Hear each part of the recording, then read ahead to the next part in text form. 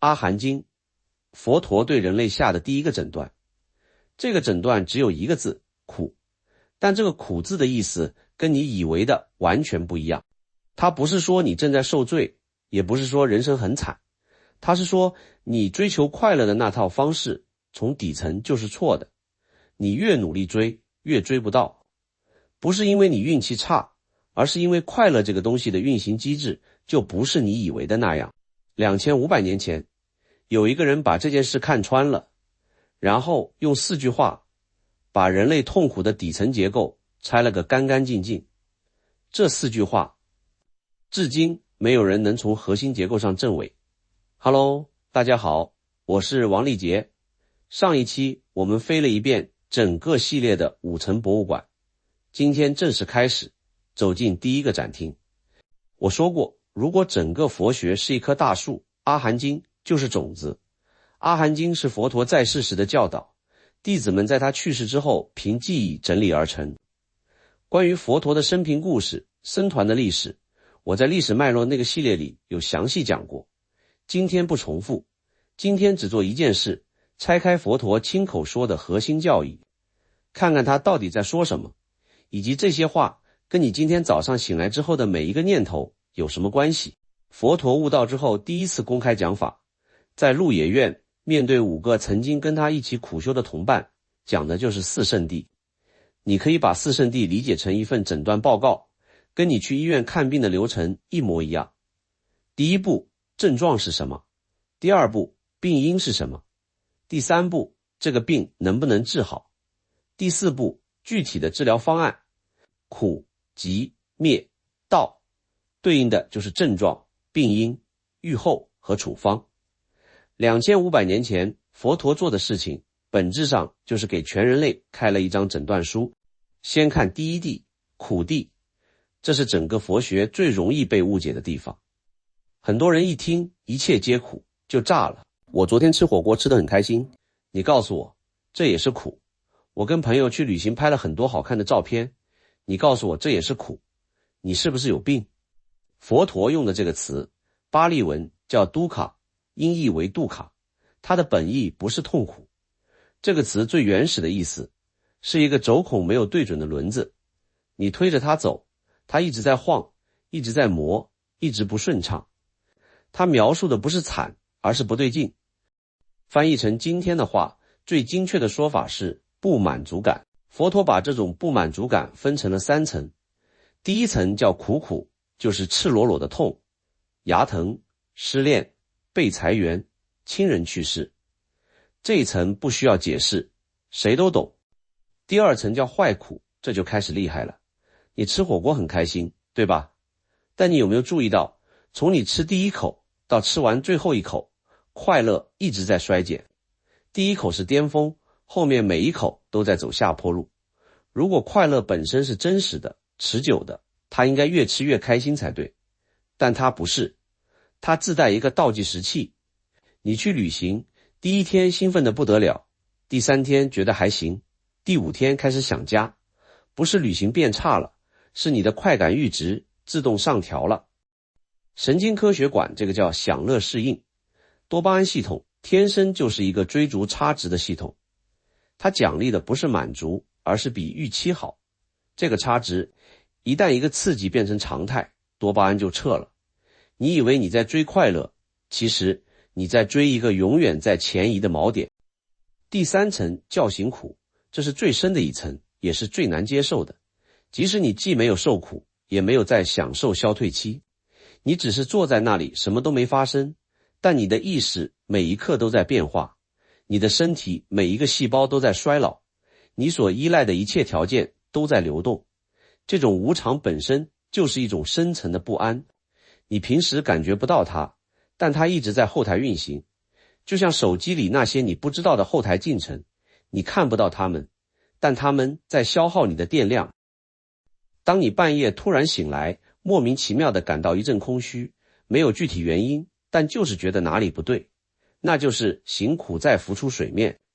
这3层加在一起，佛陀要说的就一件事，不是人生很惨，而是你用来追求满足的那套系统，它的出厂设置就不是为了让你持久满足的。好，症状看清了。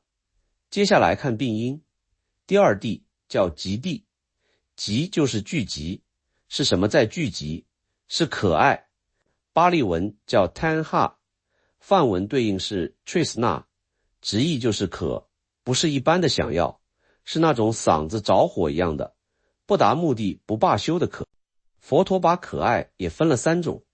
第一种叫欲爱，对感官快乐的渴求，好吃的、好看的、好听的，这是多巴胺系统驱动的那一套。第二种叫有爱，对存在本身的渴求，你想成为某种人，想维持某种状态，想让我这个东西永远延续下去。今天很多人的焦虑不是来自缺钱，而是来自我不够好，我还不够成功，我的人设在崩塌，这就是有爱在驱动。第三种叫无有爱，对不存在的渴求，你极度厌倦某种处境，恨不得这个世界消失，恨不得自己消失。表面上它是欲望的反面，但本质上它也是一种渴求逃离。你看，不管是拼命追还是拼命逃，背后都是同一种力量，可爱。它是苦的燃料，没有它，苦就没有原材料。这里要引入一个极其重要的概念，缘起。缘起是佛陀思想的基石中的基石。如果说四圣谛是诊断报告，缘起就是病理机制。佛陀发现世间万物，包括你的痛苦，都不是凭空产生的，也不是某个造物主安排的，而是因为 A 存在，所以 B 出现，因为 A 消灭，所以 B 消灭，一切都是条件的链条。佛陀把这个链条具体化为12个环节，叫12因缘。从无明开始，无明就是看不清真相，你不知道自己不知道，然后无明导致行为冲动，行为冲动形成意识倾向，意识倾向构建身心结构，身心结构产生感官功能，感官功能遇到外境产生接触，接触产生感受，感受产生可爱，可爱产生执着，执着推动存在延续，最后导致生老病死。这12个环节环环相扣，形成一个闭环。这不是线性的因果，是一个自我强化的循环系统。用今天的话说，这跟什么最像？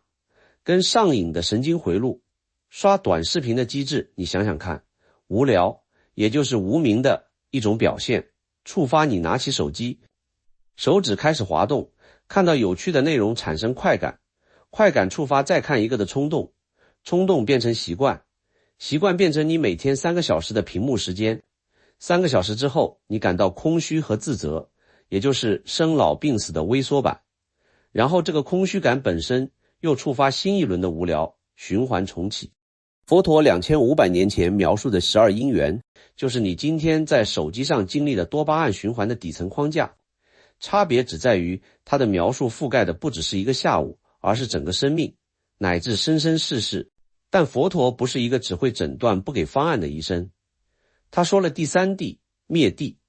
灭谛的核心信息非常简单，苦可以被彻底终结，不是暂时缓解，不是换一种方式受苦，是彻底终结。因为苦是缘起的，它依赖条件才能存在，只要把条件拆掉，苦就没有立足之处。链条断了一环，整个循环就停转。这是佛学跟悲观主义的根本区别。如果佛陀只讲了前2谛，人生不满足，原因是可爱，那确实很绝望。但第三谛等于告诉你，这个系统虽然是出厂设置，但出厂设置可以改写。你不是这个系统的囚徒，你是可以修改参数的人。怎么改？第4谛，道谛。道谛就是8正道，佛陀给出的具体修行路径。8个操作维度：正见、正思维、正语、正业、正命、正精进、正念、正定。很多人一看到正这个字，就以为是道德说教，你要做正确的事，说正确的话，想正确的念头。不是的，这里的正，巴利文叫萨玛，更准确的翻译是如实的、对齐的、完整的。回到那个轮子的比喻，轴孔不对的轮子叫 dukkha， 轴孔对准了就是萨玛。8正道做的事情就是校准，把你的认知、意图、言语、行为、生计、努力方向、注意力和专注力，全部重新校准到与真相对齐的状态。我把八正道分成3组来说。首先，第一组是智慧、正见和正思维。正见排在第一位，绝不是偶然。你必须先看见苦的本质，看见可爱的机制，看见缘起的链条。如果看不见，后面所有的修行都是在黑暗中乱摸。正思维是把看见的东西内化为你的意图，不再被贪、嗔、痴驱动，而是出于觉察做决定。其次，第二组是戒律、正语、正业、正命。注意，佛陀不是在做道德审判，他是在做系统优化。你说谎话，做伤害别人的事儿，用不正当的方式谋生，这些行为每一个都在往你的意识深层种入新的种子。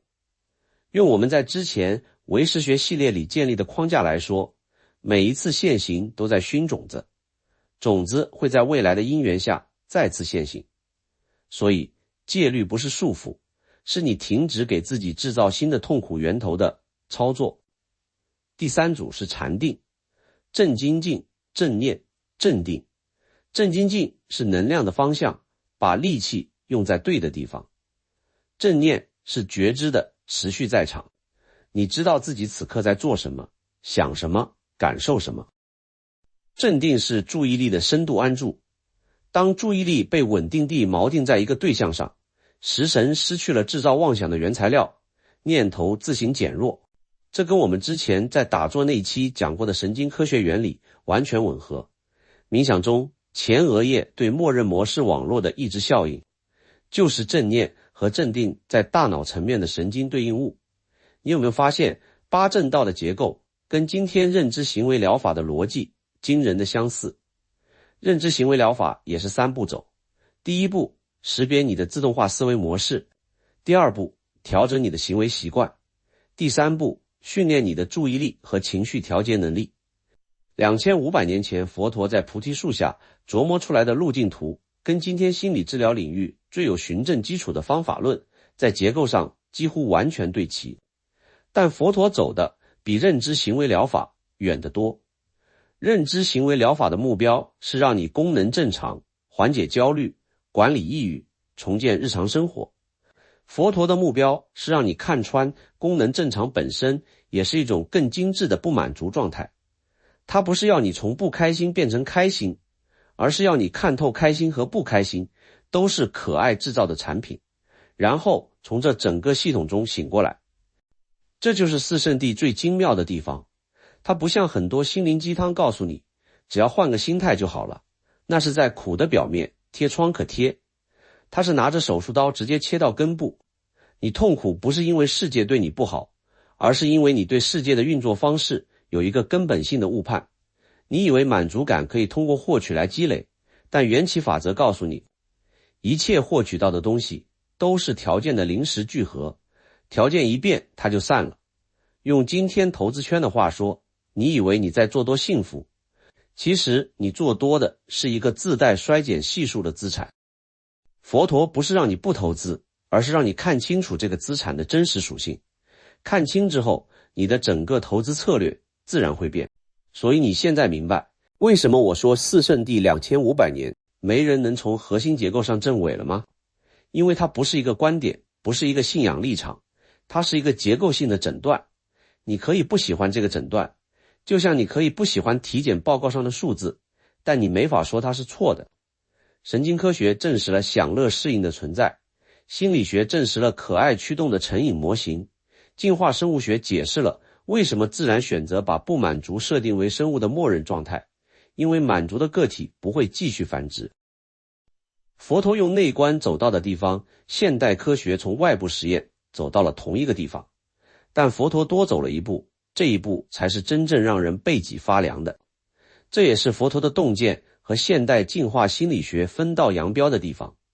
自然选择不可能设计出让你脱离自然选择的功能，但佛陀说意识本身具有自我观察和自我超越的能力。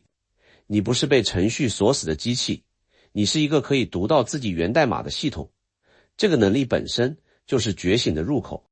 下一期我会带你听几段阿含经里最震撼的原始对话，火喻经、剑喻经、蛇喻经。佛陀在那些对话里展现出一种极其罕见的品质，他不是在宣讲教义，他是在面对一个活生生的人，用最精准的语言，在那个人最需要的瞬间击碎他最核心的幻觉。那种穿透力放到今天的任何对话节目里都是顶级的。对今天讲的四圣谛你有什么感受？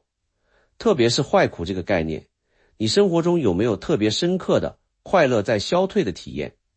你又是怎么应对的？还有缘起这个思想，你觉得用它来分析自己日常的情绪反应好不好用？欢迎在评论区告诉我。我是王立杰，我们下期见。